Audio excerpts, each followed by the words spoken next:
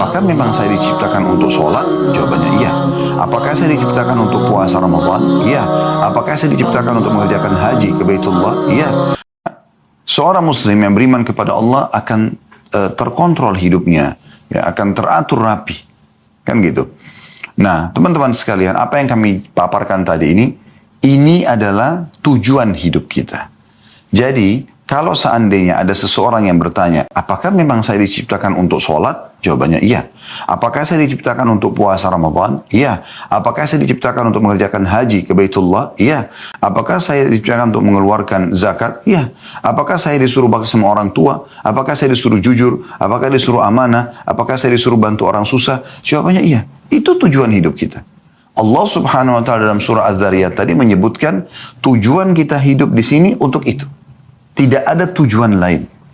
Tidak ada tujuan lain. Ini kita kerucutkan tema bahasan kita ini ke poin ini, teman-teman sekalian. Bagaimana teman-teman kembali kepada pondasi dasar. Ya, kita lahir di muka bumi ini, semua sistem sudah ada. Tiba-tiba kita cuma tahu, oh ini ibu saya, ini ayah saya. Dan kita tidak bisa mengubah status itu. Nggak bisa kita mengatakan, saya nggak mau ibu ini, saya nggak mau ayah itu.